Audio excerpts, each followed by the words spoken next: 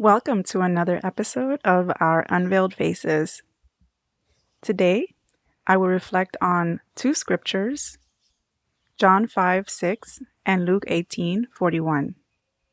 These scriptures has inspired the title, Do You Want to Get Well?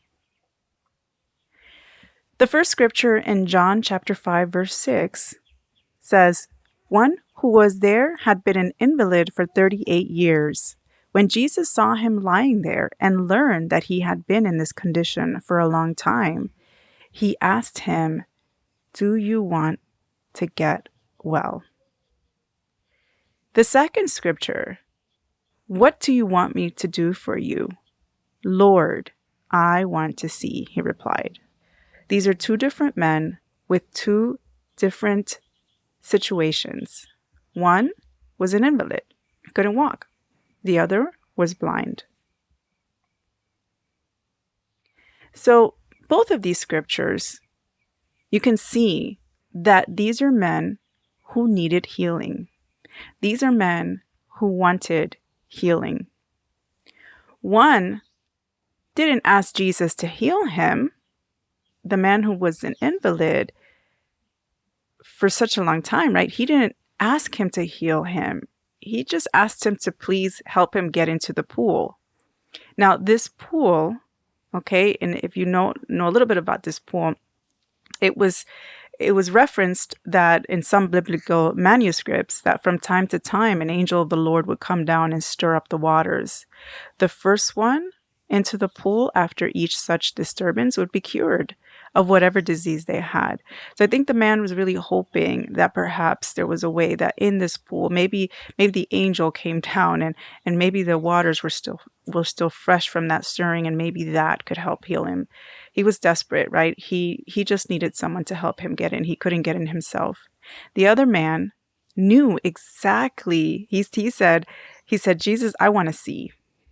Right? He said, what do you want me to do for you? I want to see. So he came to Jesus knowing that Jesus would heal him, right? So one was more of an indirect ask for help, and the other one was a more direct ask for help. One didn't realize that Jesus would be the one to actually heal him, the person who was invalid, the man who was invalid, and the man who was blind actually knew. He had faith, right? He was like, I want to see. And so it's interesting because, we can, or we have been perhaps at one point in time, one of these men. And when I talk about healing, it could be multiple things. It could be the healing of our sin, right? When we first come to God, or, if you haven't come to God yet, that is what you probably would want to ask for, right? Heal me of my dark life, of my sins. As a Christian, we can ask for healing when we fall into sin. It's not like we become Christians and we become perfect, right? We strive. We were disciples of Jesus. We imitate him. We do all that. But, there's times in our lives that we can fall back into sin, or, fall into a temptation. And so, we can then ask God to heal us, right? We confess and do all that.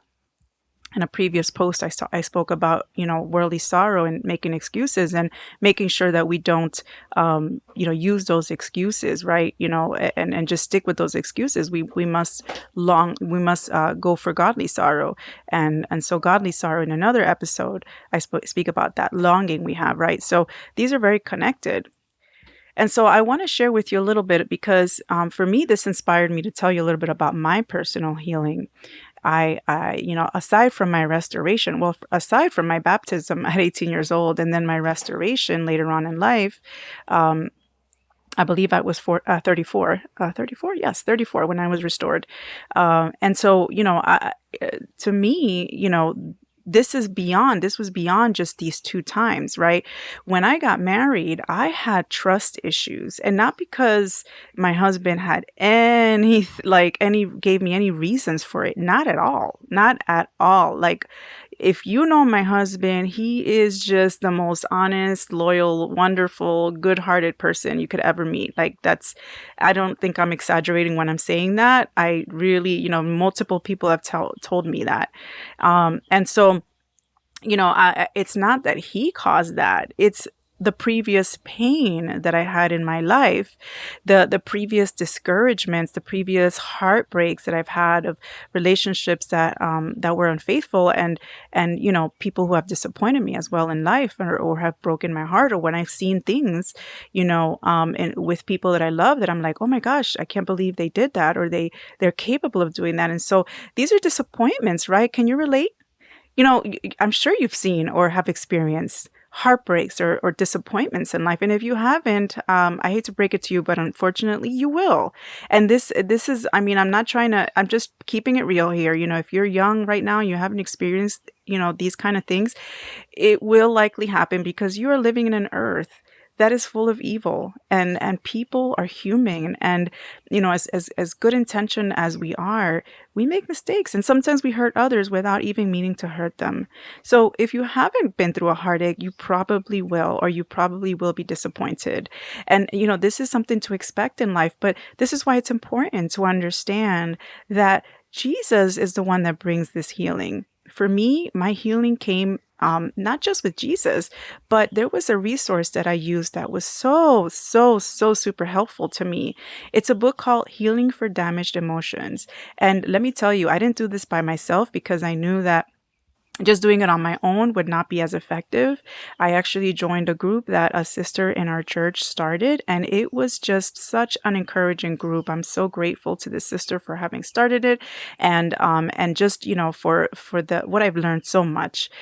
Just going through this book, I was able to understand why, how the hurts of my past, even growing up in my family. I love my family, but they weren't perfect, and so all the things that I went through, in school and everything, like my friendships, all of that, right? All the experiences really did contribute to my lack of trust.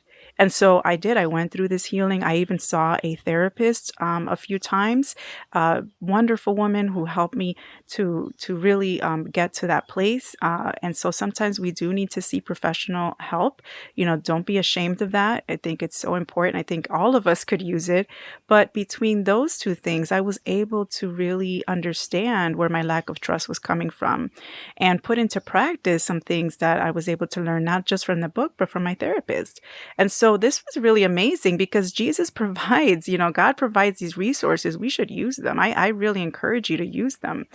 And so in reflecting on these scriptures, when you need healing, ask Jesus. When you need healing, use resources, use those things around you, that, books that can help you, but not just books. Talk to people you trust, talk to, those who can really help you get well, and seek therapy if you feel like this is something that, you can't overcome on your own. And so that is my reflection for today. Do you want to get well? That is my question for you. Do you want to get well? I encourage you that if you want to get well, seek Jesus and seek all those resources that you have around you.